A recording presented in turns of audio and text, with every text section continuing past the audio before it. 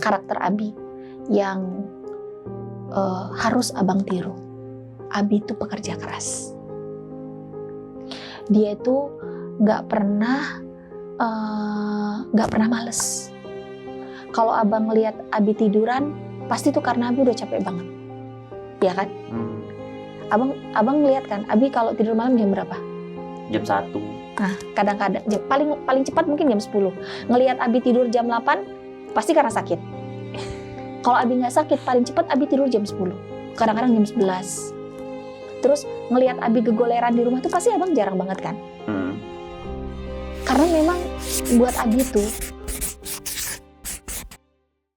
Kalau menurut Umi, sebagai POV, orang tua yang punya anak remaja, kayak abang. Iya, ngarahinnya gimana Umi? Harus ada tarik ulurnya. Tarik ulur? Iya, ini kalau menurut Umi Abi ya, anak tuh kayak layangan.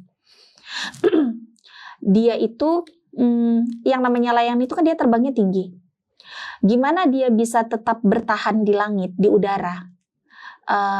Kalau dia nggak dikendalikan oleh pemain yang bisa tahu kapan momen menarik dan mengulur. Jadi punya anak itu kayak main layangan. Kalau menurut Umi ya. Kapan harus narik abang, kapan harus ngulur abang, kapan ngasih ruang buat abang sama teman-teman abang ngumpul, kapan abang di rumah, kapan ngasih ruang abang untuk privasi abang. Ini juga gitu. menarik sih Umi soal privasi ini, tapi kayaknya mungkin nggak tahu ya, nanti kita enaknya bahas di sini atau bahas kapan-kapan lagi gitu. Kayaknya ini seru nih bahas privasi. Gitu. Jadi karena kalau dia ditarik terus, dia nanti nggak bisa terbang. Iya kan, dia ditarik jatuh terus, lama-lama dia jatuh turun, dia boro-boro dia mau terbang tinggi. Atau kalau dia diulur terus, lama-lama benangnya putus, habis kan? Habis, udah dia terbang nggak balik lagi, nggak punya pegangan. Itu juga bahaya. Jadi di dalam keluarga kita kan nggak ada istilah demokrasi. Nggak ada istilah demokrasi. Nggak ada. Demokrasi. Berarti abang bilang diskusi kita ada, tapi bukan demokrasi. Demokrasi itu kebebasan yang over gitu menurut teman. Iya. Dan standarnya manusia. Kalau diskusi itu diskusi di hal-hal yang memang patut didiskusikan. Tapi ya kan nggak mungkin kan. Kita berdiskusi nih, abang boleh pacaran apa enggak? Kan nggak mungkin. Ya abang udah tahu kan jawabannya. Atau boleh nggak abang nggak sholat Jumat sekarang gitu kan, itu nggak usah didiskusiin kan ya, kayak gitu. Jadi disitulah ruang diskusinya. Nah, kalau yang pas pilihan abang kuliah nih misalnya, yang Abi kasih rambunya apa? Abang usahakan kuliahnya di luar. Soal abang mau pilih jurusan apa? Bebas. Umi pernah nanya sama Abi gitu. Jadi pas Umi lagi ngobrol sama Abi berdua gitu kan begini. Abi ini sebetulnya udah punya satu jurusan yang Abi pengen belum untuk abang? Nggak ada, kata Abi. Abi itu ya Mia, terserahlah abang tuh mau ngambil jurusan apa. Yang penting itu jurusan yang dia suka. Enjoy. Iya, karena kalau orang udah suka sama jurusan itu biasanya dia akan all out. Sesusah apapun proses yang akan dia jalani di kampusnya nanti, dia akan menikmati. Sakit-sakitnya, capek-capeknya, nggak tidurnya, ujiannya, ngerjain tugas dengan deadline yang hari ini kasih tugas besok udah harus dikumpulin. Dia akan menikmati itu, kata Abi. Kalau dia emang suka sama jurusannya. Kalau kita yang nentuin, belum tentu pilihan kita tuh kayak pilihannya dia, kata Abi. Itu satu. Terus yang kedua, yang penting dia tetap ngaji. Nah itu abang tuh pesan dari Abi. Kemanapun abang pergi, mau sejauh apapun kaki abang melangkah, yang penting abang gak boleh ninggalin kajian. Kenapa? Karena itulah yang itu tuh kayak tali si layangan tadi. Dia akan ngejaga abang supaya abang itu gak lari, gak punya arah tujuan ngikutin angin kemana bertiup. Ada kawan abang mabok, ikut mabok. Ada teman, nauzubillah min zalik ya nak ya. Ada teman abang nanti yang pacaran, ikut pacaran. Itu karena dia nggak punya prinsip. Nah, apa yang bisa bikin kita punya prinsip? Quran itu yang ngasih kita prinsip. Di mana kita dapetin nilai-nilai prinsip hidup dengan keterbatasan ilmu kita memahami Quran, ya kita butuh guru. Di mana gurunya itu bisa kita dapat? Ya di kajian. Makanya kajian itu tuh harus selalu nempel dalam hidup abang sampai abang nanti mau mati.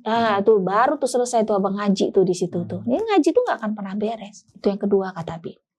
Yang penting dia enjoy sama pilihan jurusannya. Yang kedua, dia tetap ngaji. Yang ketiga, dia tetap dakwah.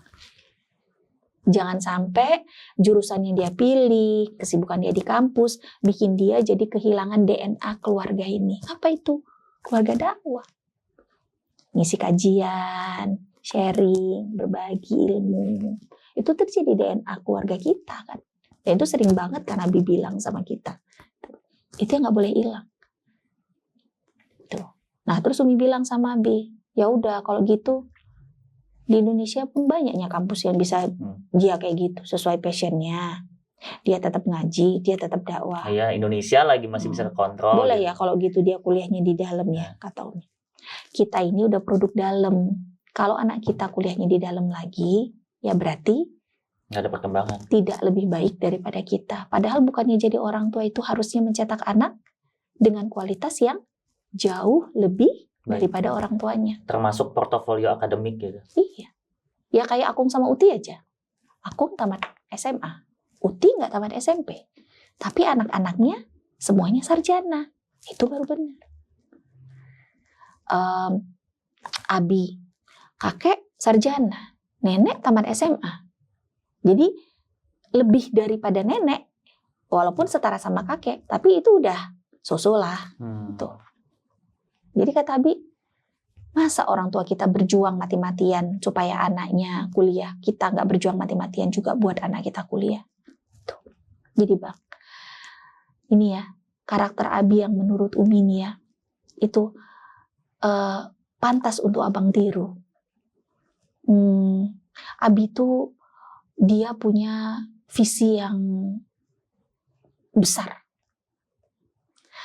Entah ke keluarga atau entah ke keluarga, entah ke bisnisnya, entah ke semua yang dia kerjain gitu ya. Badannya boleh kecil, tapi dia punya visi yang besar. Umi aja awalnya nggak kebayang Abang akan ada alternatif gitu ya untuk sekolah di tempat yang jauh. Umi aja mikirnya Abang UI lah ini, IPB gitu ya. Tapi ternyata Abi punya pikiran lain. Dan karena memang Abi yang jadi leadernya, dia bisa memandang lebih jauh daripada Umi ngeliat, Abang ngeliat. Abi tuh visionnya gitu. Iya, helikopter view lah ya gitu. Iya, jarak pandangnya tuh lebih daripada kita gitu. Dan karena nggak ada yang salah dengan itu, jadi ya kenapa harus kita tolak gitu. Gitu. Terus yang kedua nih, karakter Abi yang harus Abang tiru. Abi tuh pekerja keras. Dia itu nggak pernah males. Kalau Abang lihat Abi tiduran, pasti tuh karena Abi udah capek banget, ya kan? Abang lihat kan, Abi kalau tidur malam jam berapa? Jam 1. Nah, kadang-kadang paling cepat mungkin jam 10. Ngelihat Abi tidur jam 8, pasti karena sakit. Kalau Abi nggak sakit, paling cepat Abi tidur jam 10. Kadang-kadang jam 11. Terus ngelihat Abi gegoleran di rumah tuh pasti Abang jarang banget kan? Karena memang buat Abi tuh, dia harus berjuang untuk keluarga. Kaki jadi kepala, kepala jadi kaki. Jangan sampai anak istriku itu hidupnya susah. Udah biarlah, aku aja yang berjuang. Biar aku yang berjuang mati-matian, tapi mereka tuh bisa hidup cukup layak gitu. Walaupun Abi nggak selalu ngasih Abang kesenangan ya. Seringkali itu Abi kan menunda kesenangan buat Abang gitu. Tapi basic needs Abang dan adik itu cukup. Makan cukup. Minum cukup. Rumah alhamdulillah ada. Baju Abang bisa ganti. Kan itu basic needs. Sekolah Abang mana pernah tuh sakit gitu kan, terus nggak dibawa ke dokter atau nggak dibawa rumah sakit, kan nggak pernah. Selalu dibawa, walaupun sekali berobat sekian ratus ribu gitu ya, megap-megap. Terakhir kan Abang waktu Umi bawa ke rumah sakit kan, Umi selalu kasih tahu sama Abang kan, Bang, nih Bang, segini loh biaya berobat Abang. Abang sampai kaget Abang kan, segini nih biaya berobat. Ya gitulah nak. ada duit Umi Abi ya, doakan aja lah Umi Abi sehat. Itu. Jadi abang itu nak, itu anak yang jadi tumpuan harapan Umi Abi. Dengan umur abang yang udah segini, jarak abang dan adik yang jauh, Umi Abi nggak bisa ngomong kayak gini sama adik. Belum bisa ngomong tentang visi hidup, visi keluarga sama adik. Ngomong sama adik itu tentang main Beyblade, itu main sama adik tuh, ngomong sama itu baru sampai di level itu gitu. Nah, karena satu-satunya anak Umi Abi yang bisa diajak ngobrol tentang masa depan, visi, titipan-titipan pesan dari Umi Abi, kalau Umi Abi nggak ada, nak, tolong teruskan ini, lanjutkan ini, gitu. Ya adanya cuma di abang. Jadi buat Umi Abi itu, abang punya tempat yang spesial. Di hati Umi, di hati Abi. Mulai dari proses Umi hamil abang, menikmati masa-masa melahirkan abang dengan proses yang nggak mudah. Abang masuk rumah sakit, awal-awal abang lahir di masa kecil abang itu juga sulit. Sampai beberapa kali abang bermasalah di sekolah. Nah, ini menarik ini Umi. Iya. Kapan menurut Umi ada momen membanggakan banget? Abang buat apa nih yang menurut Umi Abi tuh, anak gue nih gitu. Terus kapan masanya abang bikin masalah yang tuh kayaknya paling gitu? Kalau bukan momen ya, ini kalau bukan momen. Kalau bukan momen yang sampai sekarang tuh, Abi tuh selalu banggakan itu, kemanapun. Abang itu kalau dikasih tahu matanya nggak pernah melotot. Kalau dikasih tahu sama Umi Abi tuh abang diem, abang dengerin. Nggak pernah tuh. Abis marah apapun sama abang tuh nggak pernah yang gitu, muka abang kayak gitu tuh abang nggak pernah. Diem abang. Diem, abang dengerin, gitu. Muka abang tuh nggak pernah pasang muka nggak suka, nggak seneng dikasih tahu gitu ya, pasang muka ngeselin gitu ya, itu nggak pernah. Alhamdulillah, bersyukur Umi Abi untuk itu. Walaupun mungkin kadang-kadang mungkin kata-kata Umi ngingetin abang, sebetulnya abang nggak suka gitu, tapi nggak pernah abang nyela Umi di tengah. Abi juga gitu. Pasti ada kata-kata Abi tuh kalau yang pas lagi marah sama abang tuh yang menurut abang, ya Abi kok gini sih ngomongnya. Tapi abang nggak pernah nyela di tengah jalan. Abang dengerin gitu. Walaupun Umi tahu mungkin nggak semuanya bisa abang terima, tapi abang dengerin itu. Jadi Umi Abi berterima kasih untuk itu. Berarti bener berhati lembut tuh udah inilah ya, udah oke lah ya. Mudah-mudahan sesuai sama mudah-mudahan nama abang gitu. Itu kalau yang bukan momen. Bukan momen. Momen menurut kamu? Kalau yang momen, yang pertama itu ini momen prestasi ya, momen prestasi ya. Abang juara renang SD. Itu abang kan dapat hadiahnya kacamata. Iya, masih ada pun kacamatanya. Baru 2 minggu yang lalu Umi buang. Soalnya kacamatanya udah rusak. Masih abang simpan-simpan. Udah abang jarang pakai berenang. Itu abang waktu itu kelas berapa ya? Kelas 4 apa kelas 5 ya? 4. Iya kan ya. Abang pulang. Belum dapat kacamata merek Speedo itu. Itu kan kacamata mahal zaman itu kan. Abang juara berapa ya waktu itu ya? Juara 1. Itu. Kacamatanya bagus gitu. Dan kenapa Umi bilang itu salah satu momennya? Karena dulu abang paling takut sama air. Abang ingat sampai Abi marah banget sama abang. Gimana gitu? Coba waktu abang kecil dulu itu, abang kalau sama namanya kolam renang, bang, ya Allah takutnya luar biasa. Digeret-geret sama Abi, ayo sini berenang. Enggak, takut tenggelam, takut jatuh, takut gak bisa naik ke atas gitu. Abi itu ya ngajarin abang berenang, mulai dari kata-kata yang paling halus ya, sampai mata Abi melotot, Abi tetap gak bisa berenang. Abang tuh tetap gak bisa berenang, nak. Tetap gak bisa berenang. Sampai Abi tuh kehilangan ide gitu ya. Gimana nih caranya nih supaya abang bisa berenang gitu. Itu Abi tuh kehilangan ide udah gitu. Ternyata abang bisa berenangnya itu malah jalannya dari guru-guru abang di Insan Tama. Big thanks to Insan Tama lah ya. Iya bener deh, Umi tuh berterima kasih banget sama Intam tuh karena guru-gurunya itu ini banget Sabar nemenin abang, dari yang abang tuh takut air sampai akhirnya abang jadi juara berenang. Coba, mungkin kalau abang awalnya nggak takut air ya, Umi mungkin nggak seinget itu gitu ya sama momen abang juara berenang. Tapi nih anak dari yang dia takut sama air, udah diomelin sama abinya gitu ya, jadi juara berenang, keren banget. Itu awal satu. Terus momen lagi itu waktu abang SMP. Tahu nggak kapan? Kapan? Waktu abang wisuda tahfiz. Oh, sudah tahfiz. Iya, seenggaknya ada bukti abang punya hafalan. Iya, seenggaknya hafalan abang ada sertifikatnya gitu ya. Itu. Oh, itu membanggakan itu. Iya. Karena memang di keluarga kita kan abang, adik gitu.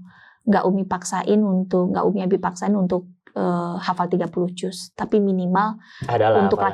Laki-laki dia harus punya hafalan minimal 1 juz. Minimal banget itu. Dan abang menyelesaikan hafalan 30 juz 30 abang. Itu buat Umi, apalagi waktu nama abang dipanggil Muhammad Fatih Alif, ya Allah.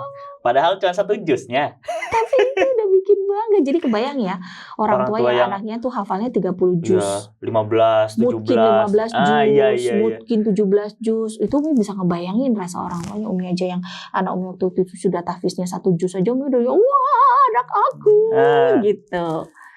Itu momen yang kedua. Momen yang ketiganya SMA. Enggak, masih SMP ini. abang jadi ketua OSIS. Oh. Okay. SMA. Tahu nggak kenapa itu momennya? Karena impian Umi Abi untuk abang jadi pemimpin beneran? Bukan. Apa tuh?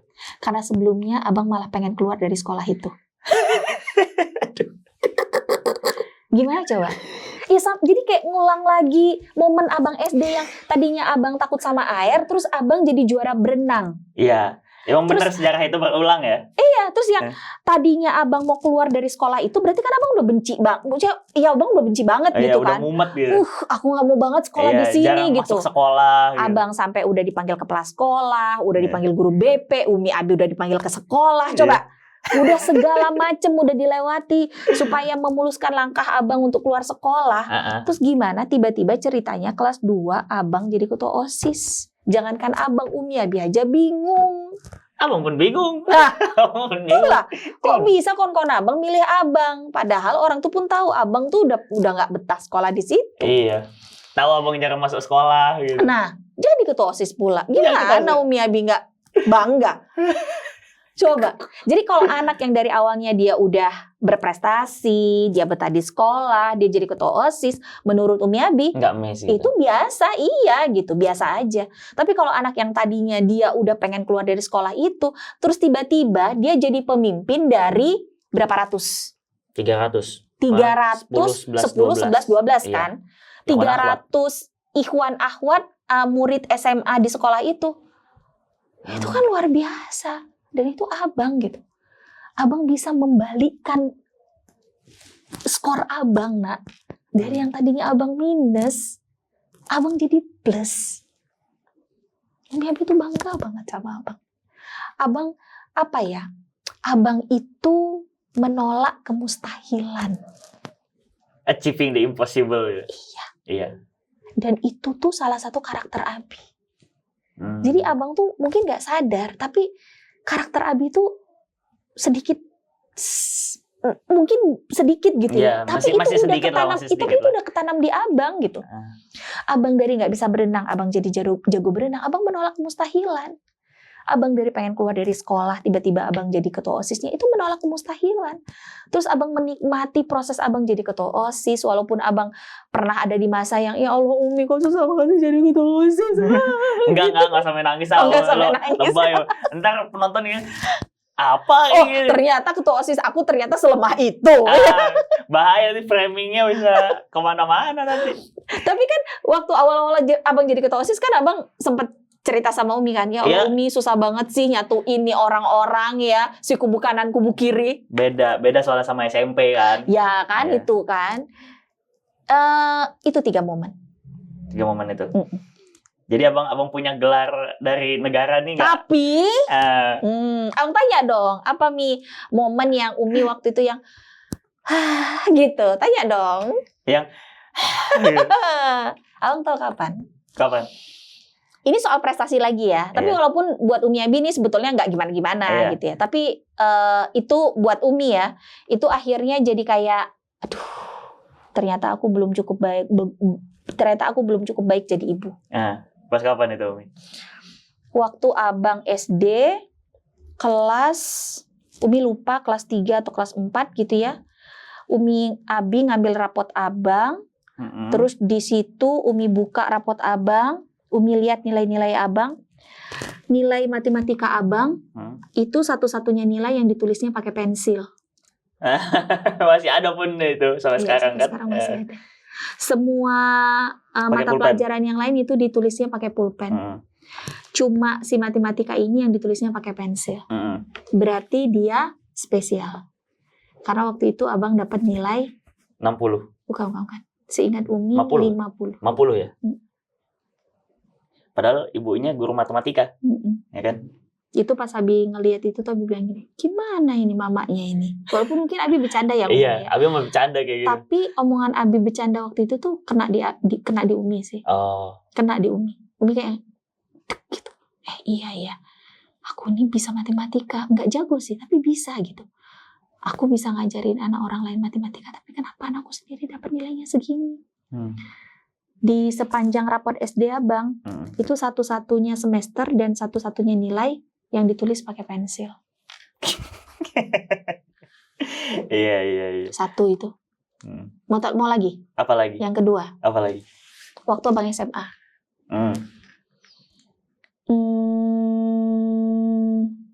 Rapot abang nggak bisa diambil. Oh, pakai rapot bayangan. Iya. Karena malas mengerjakan tugas. Iya. Ya itu kan pas 10 kan? Iya. Jadi masa-masa struggle waktu itu. Jadi orang tua lain ngambil rapot benar-benar dapat rapot fisik. Iya. Umi datang cuma dapat selembar kertas. Jadi rapotnya diliatin tapi nggak boleh dibawa pulang. Kenapa? Karena abang nggak nyelesain tugas abang sesuai waktunya. Abang nanti ternyata dari sekolah benar-benar serius ngasih punishment waktu itu. Benar-benar nggak bisa nerima itu kan, nerima rapot gitu. Itu juga momen yang buat Umi tuh yang ya Allah, nah kenapa lah nggak dikerjain? Padahal kerjain aja, kenapa sih nak gitu. Umi kan nanya sama abang kan, susah bang tugasnya. Enggak kok Mi, ada kok di buku semua. Kenapa nggak dikerjain? Ya abang malas aja. Gitu. Nah itu tuh, udahlah jangan diulangin lagi lah, udah cukup lah. Kan terbukti kan kelas 11, kelas 12 kan nggak terulang lagi ya kan. Kapan lagi ya Umi Abi dipanggil ke sekolah waktu itu ya? Udah kayaknya cuma 2 itu. Pas soal terus yang ketiga itu waktu abang mau keluar dari sekolah. Oh iya. Itu juga masa yang menurut Umi itu masa-masa galau. Ya Allah, gimana lagi caranya ini nguatin abang supaya abang mau tetap sekolah di situ gitu. Karena abang bener-bener udah nggak mau sekolah di situ kan gitu. Abang pernah salah, tapi abang juga pernah benar. Abang pernah ngambil keputusan yang keliru, tapi abang juga berusaha untuk meluruskan kembali hidup abang yang pernah salah. Ya kan? Kalau Umi tuh mikirnya gitu bang, bukan sebanyak apa kesalahan yang pernah abang lakukan, tapi seberapa tekad abang untuk memperbaiki kesalahan itu gitu.